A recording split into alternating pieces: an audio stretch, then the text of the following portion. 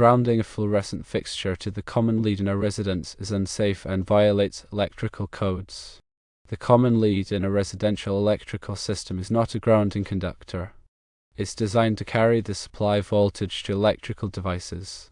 Using the common lead for grounding can create a dangerous condition called a neutral to ground fault. Grounding requires a dedicated path. Grounding requires a dedicated electrical conductor connected to the earth, ensuring excess electricity as a path to escape, preventing dangerous voltage buildup. The common lead is not a grounding conductor. The common lead in residential electrical systems isn't designed to be a grounding conductor, it carries the active supply voltage to devices. A neutral to ground fault occurs if the common lead is used for grounding and the active voltage in the common lead contacts the grounding system. The results of using the common lead as ground include electrical shock. Voltage can flow through the grounding system, reaching people or equipment, and circuit breaker tripping. The circuit breaker may trip to protect the circuit from damage. Fluorescent fixtures require a dedicated grounding wire connected to the grounding terminal on the fixture in the building's grounding system. This system typically includes a metal conduit, wire mesh, or ground rods. Firstly, identify the grounding terminal on the fluorescent fixture. This is usually a green screw or a wire with a green or green and yellow stripe. Secondly, locate the grounding wire in the electrical box. This is typically a bare copper wire or a wire with a green or green and yellow stripe.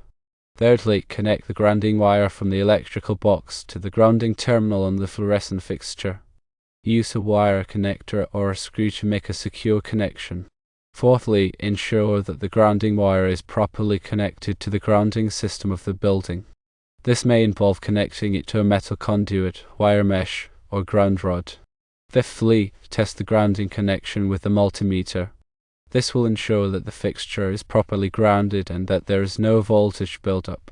Measuring voltage between neutral and ground should yield a very low voltage, ideally close to 0 volts. The National Electrical Code Section 250 covers grounding and bonding requirements. Article 250.4 A5 addresses grounding for alternating current systems, requiring a low impedance path to facilitate the operation of overcurrent devices in case of a ground fault. Article 250.24 C discusses grounding electrode conductor connections and sizing. Article 250.118 details acceptable grounding conductors. Article 250.130 covers equipment grounding conductor connections. Article 300.3 addresses the general requirements for wiring methods, including the need to keep grounded and ungrounded conductors together. Article 314.4 covers the use of metal boxes, requiring them to be grounded. Article 404.9 addresses the grounding of snap switches. Article 410.96 provides specific requirements for the grounding of lighting fixtures, including fluorescent fixtures. A grounding electrode system should be installed per NEC 250.50, which requires all grounding electrodes to be bonded together to create a unified grounding system. Common grounding electrodes include metal underground water pipes NEC 250.52 A1, metal frames of buildings NEC 250.52 A2, and ground rods or pipes NEC 250.52 A5. The size of the grounding electrode conductor is determined by NEC Table 250.66 based on the size of the service entrance conductors. The equipment grounding conductor, which runs with the circuit conductors, is sized according to NEC Table 250.122 based on the rating of the overcurrent protective device. The grounding impedance should be low enough to facilitate the quick clearing of ground faults. High-impedance grounding systems are sometimes used in industrial applications, but these are not typical in residential settings. The neutral conductor carries the return current from the load back to the source.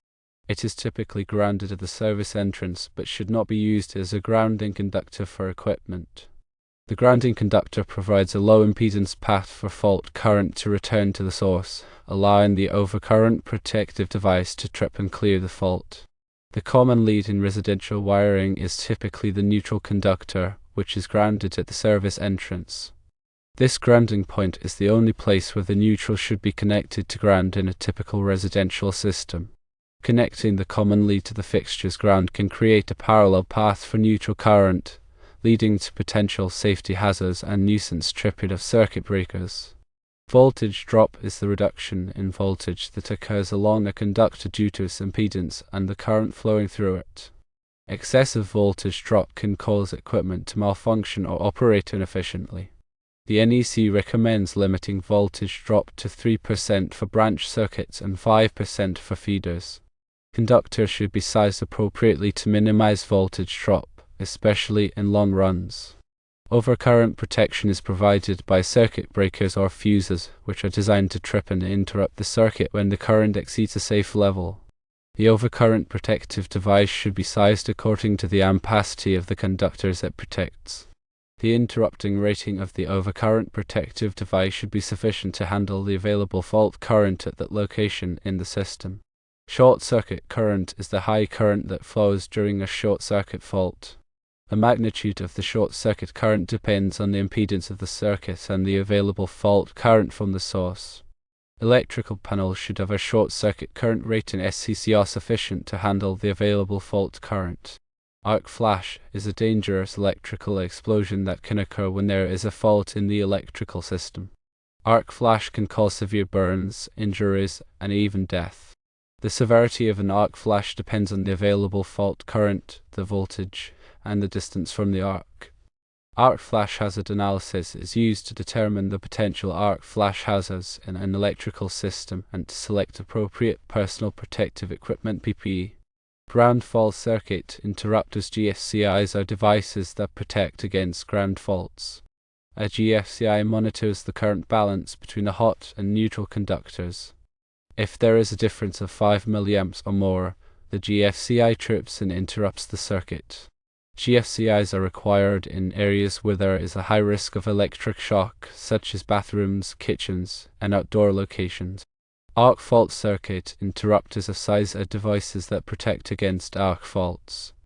An FSI detects arc faults by monitoring the current waveform. If an arc fault is detected, the FSI trips and interrupts the circuit.